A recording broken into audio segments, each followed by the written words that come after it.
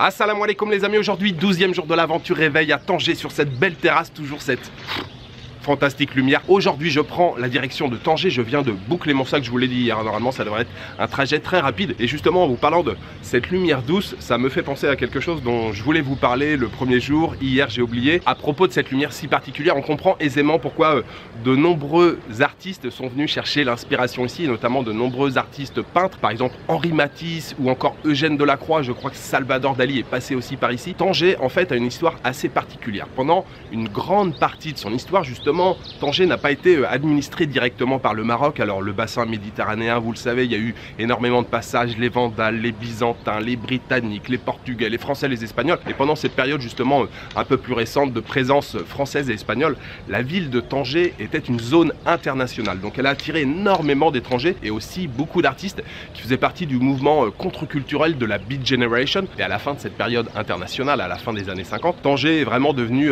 la mal-aimée. En tout cas, c'était vraiment l'endroit où il fallait pas traîner, c'était devenu le lieu de tous les trafics, de la prostitution. Depuis, ça a pas mal changé. Au début des années 2000, il y a eu une véritable volonté de redorer le blason de la ville. La Médina a été restaurée, il y a aussi un nouveau port qui a été fait, il y a de nombreux aménagements qui ont été réalisés ici dans la ville de Tanger. Et pour avoir passé 2 jours et demi ici, c'est vrai que je vous conseille franchement de venir découvrir cette jolie ville, la Médina, la Casbah. C'est vraiment magnifique d'explorer ces petites ruelles, la balade sur la corniche, là en face la plage municipale.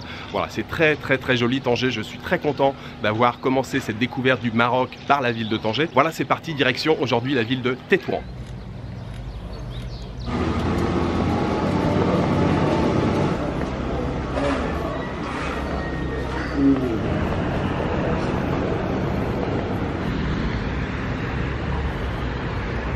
Vous savez, ils ont changé la Oui, avant elle était ici, là, dans le centre, maintenant elle est à l'extérieur. Ah, elle est à l'extérieur.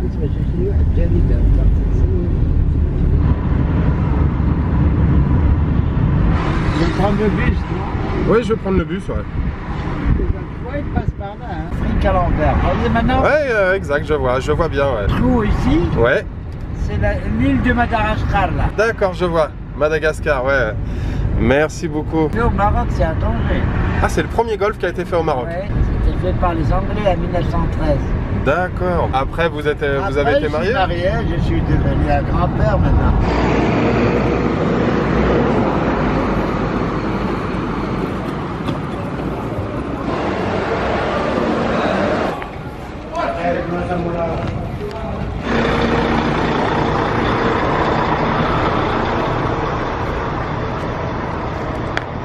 Salam alaikum.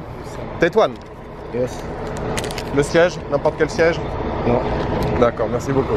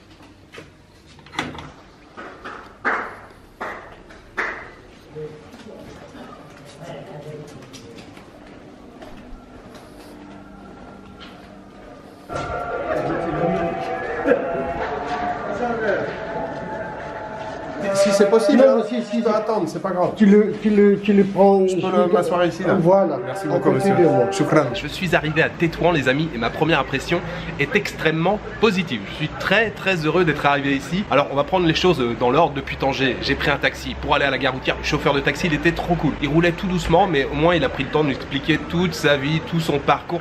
Vraiment trop sympa, le gars. Je suis arrivé à la gare routière. Le ticket a coûté 20 dirhams, 2 €. Et le gars me dit, dépêche-toi, le bus part dans 5 minutes. Je suis arrivé dans le bus est parti. On a mis 1h15, 1h20 donc pour faire Tanger-Tétouan. Arrivé à la gare routière ici, j'ai donc pris un taxi qui m'a déposé à la porte Bab Saïdi. Bab Saïda.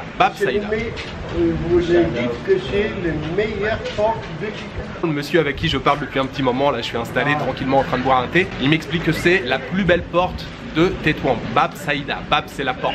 Bab Saïda, donc ça m'a permis de pouvoir pénétrer dans la Médina et c'est vrai que cette Médina là, elle a l'air vraiment magnifique. Médina blanche aussi, plein de petites ruelles. Et tout à l'heure quand je suis arrivé dans la Médina, donc je cherchais l'adresse de mon hôtel, j'ai réservé vite fait ce matin quand j'étais dans le bus, là en gros une demi-heure avant d'arriver. Donc je demande à des gens, il y avait une femme qui était là, elle frappe à une porte, je lui dis non mais ça n'a pas l'air d'être là, il n'y a rien d'écrit. Non mais attends, on va demander et tout. Il y a quelqu'un qui est arrivé, une jeune fille qui parlait un petit peu français, elle me dit ah non c'est pas là, viens je t'emmène. Donc je l'ai suivie, après finalement elle savait pas trop, elle a demandé à quelqu'un d'autre, donc après il y avait 2 personnes qui cherchaient pour moi, j'ai fini par trouver l'hôtel. Alors j'ai pas fait la prise là-bas tellement c'était calme. Je suis dans un riad, c'est charmant comme tout, c'est très beau.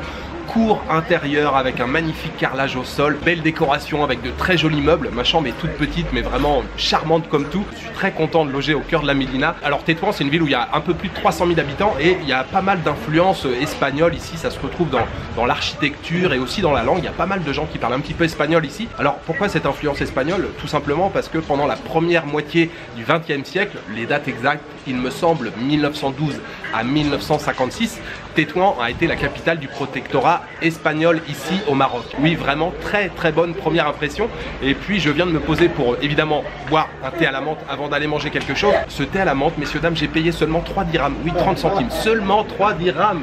C'est normal. Mais c'est pas cher, hein. Mais c'est comme ça pour tout le monde. Mais à Tanger c'est plus cher, hein. Ouais, même ici, si tu vas dans la rue Mohamed V, et dans les magasins, tu vas payer 12. Seulement 3 dirhams ouais, pour ce délicieux thé. Et donc le monsieur fermait la boutique puisque c'était l'heure de la prière. Et il y a un monsieur très gentil en face qui m'a dit assieds-toi à côté, on va bavarder et tout. Donc je suis posé ici depuis un petit quart d'heure. Là, je parlais avec un monsieur qui est extrêmement sympathique. Et les meilleures villes de Maroc. La meilleure ville du Maroc. Bien sûr, c'est...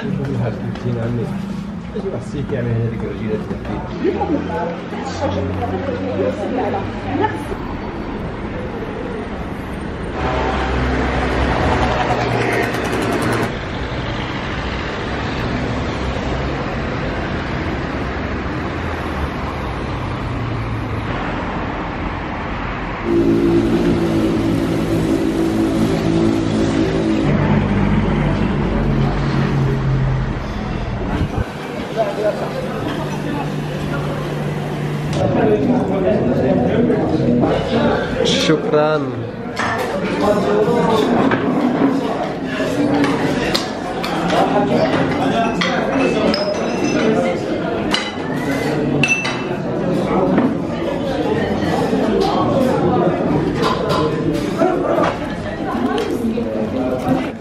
البل شكرا صحة.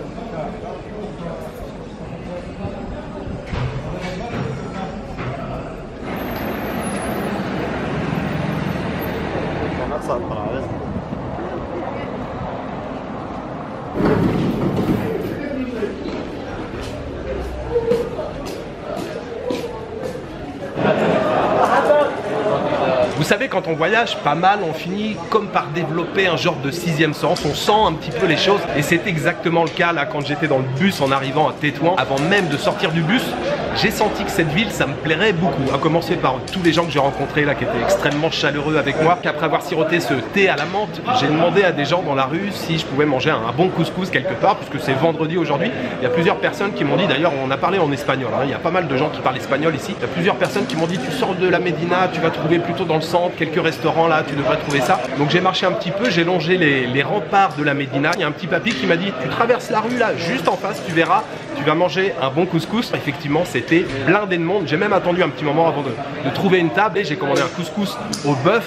Le serveur a ramené l'assiette, mais il y avait un dôme comme ça de couscous, c'était une dinguerie, c'était excellent. Et puis j'ai regardé un petit peu ce que les gens buvaient autour. Il y avait pas mal de personnes qui buvaient comme du lait. Alors j'ai demandé, il y avait un couple à côté, je leur ai demandé, je dis mais excusez-moi, qu'est-ce que vous buvez? Ils me font, c'est comme du lait mais c'est pas du lait. Alors j'ai demandé au serveur, il m'a ramené donc un grand sachet, en fait j'ai rempli 2 fois le grand verre avec. C'est du ben. Les ben, je connaissais de nom, mais je crois que c'est la première fois que j'en buvais. Ben, c'est un genre de lait fermenté qu'on obtient, je crois, après justement le barattage. En fait, on a d'un côté la matière grasse, on obtient le beurre, et puis ce qui vous reste, c'est justement ce lait fermenté. Le ben, c'était vraiment génial. Ce grand verre de ben avec le couscous qui était excellent, la viande était super tendre, les carottes et tout. Voilà, premier couscous marocain, je suis ravi. Ça a coûté, les amis, seulement, le couscous c'était 35 dirhams, 3,50 €, et le verre de l'ben, les 2 grands verres de l'ben, 5 dirhams, ça fait 40 dirhams, 4 € au total pour ce succulent couscous. Ce premier couscous marocain, bien entendu, je voudrais le dédier aux tipeurs. J'aimerais remercier aujourd'hui la cantatrice chevelue, Pedro Trava, Philippe Mécène et Boumedienne Lipsi Lonien. Merci beaucoup à vous 4. Ce très très bon couscous, ce premier couscous marocain, il était pour vous. Je me suis évidemment trouvé une petite terrasse pour boire un petit café là après ce très très bon repas.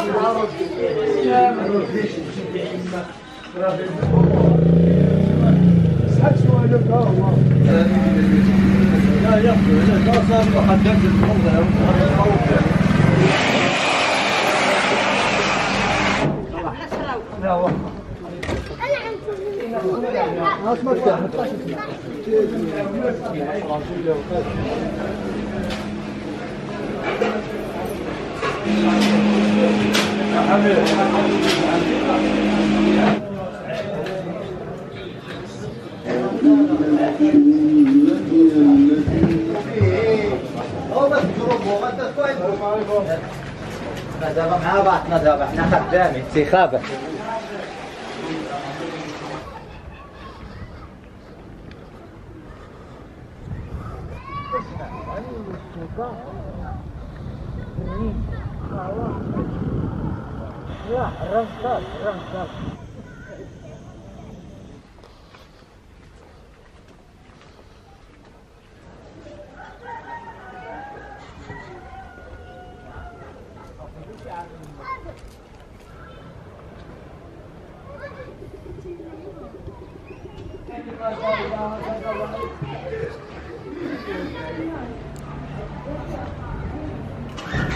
Hacha.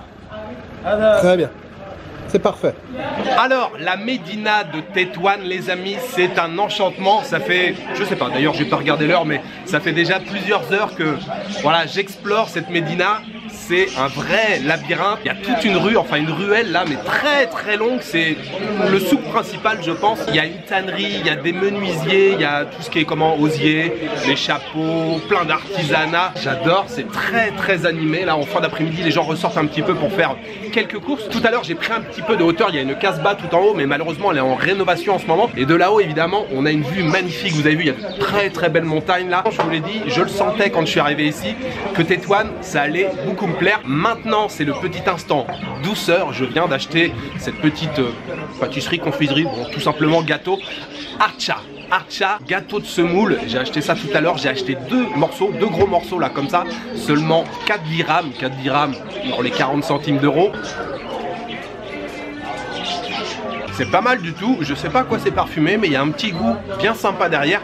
Alors c'est un peu sec, mais évidemment j'ai pris un thé à la menthe pour faire couler tout ça. Le petit marchand de thé ici là, c'est vraiment minuscule, hein, c'est un tout petit truc. Il n'y a pas de table devant, donc il y a quelques jeunes qui sont assis là directement sur les marches. Moi je voulais m'asseoir à côté d'eux, le gars me dit non non non, bouge pas et tout, je vais te chercher un tabouret. Il a été me chercher un tabouret, il a été me chercher une table pour que je puisse poser mon archa, mon gâteau, plus mon thé. Franchement la gentillesse des Marocains c'est vraiment quelque chose.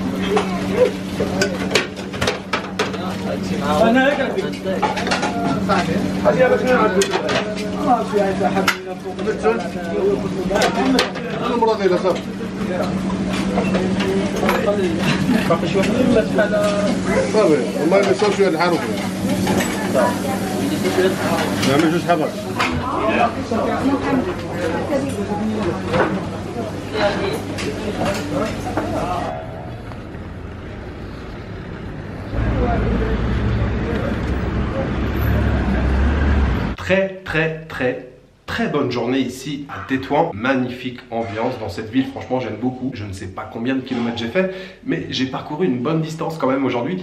Et j'ai aussi très bien mangé. Franchement, je pense que j'aurais mangé uniquement le couscous aujourd'hui, ça aurait été suffisant. Mais j'ai quand même ce soir mangé un bocadillo. Le bocadillo, c'est à la base le sandwich espagnol, mais je vous l'ai dit ici, grosse influence espagnole. Ça se retrouve dans la langue, dans l'architecture, mais ça se retrouve aussi dans la cuisine. Il y a pas mal de restaurants qui proposent de la cuisine espagnole. On trouve de la paella assez facilement. Et justement des bocadillos. Donc je suis allé dans une adresse à 10 petites minutes d'ici, là, à l'extérieur de la Médina. Il m'a demandé ce que je voulais à l'intérieur. Je lui ai dit, vous mettez tout ce que vous avez. Olives, thon, tomates, oignons rouges. Franchement, il y avait vraiment beaucoup de choses avec des frites à l'intérieur, plus des frites servies à côté. Depuis la République tchèque, je suis au régime patate, hein, entre les frites et la purée. Mais franchement, c'était pas mal. Et le sandwich, c'était assez balèze, hein. Il y avait plein de trucs à l'intérieur. Le sandwich, il a coûté 18 dirhams seulement. Ça fait un petit peu moins de 2 euros. Et puis en boisson, c'était un genre de granité au citron. Alors je sais plus combien j'ai payé exactement, mais c'était 20 et quelques. C'était vraiment pas cher. Ça fait voilà, un petit peu plus de 2 euros pour un gros sandwich, des frites plus une boisson.